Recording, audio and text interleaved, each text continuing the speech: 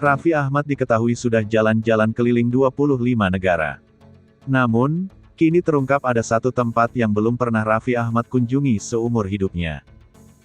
Tak disangka, tempat wisata itu berlokasi di Indonesia dan merupakan salah satu tempat dari 7 keajaiban dunia.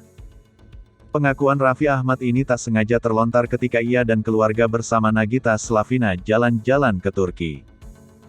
Saat itu, Raffi Ahmad dan Nagita Slavina mengunjungi tempat bersejarah di Antalya, Turki, bernama Aspendos. Begitu masuk ke dalam bangunan bersejarah tersebut, Raffi Ahmad lantas membandingkannya dengan Candi Borobudur.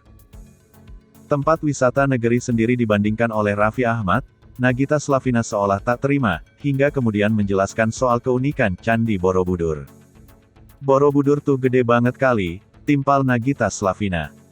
Ayah Rafathar ini mengaku seumur hidupnya belum pernah mengunjungi Candi Borobudur. "Aku belum pernah ke Borobudur," aku Raffi Ahmad belak-belakan. Mendengar pengakuan suami, Nagita Slavina kaget langsung menepuk pundak Raffi Ahmad. Awalnya, Nagita Slavina mengira pengakuan Raffi Ahmad ini hanya sekedar bercanda. Namun Raffi Ahmad sampai bersumpah menyebut nama Allah soal pengakuan terbarunya tersebut. "Sumpah demi apa?" tanya Nagita Slavina melongo kaget. "Demi Allah," tegas Raffi Ahmad. "Demi Allah," timpal Nagita Slavina masih syok.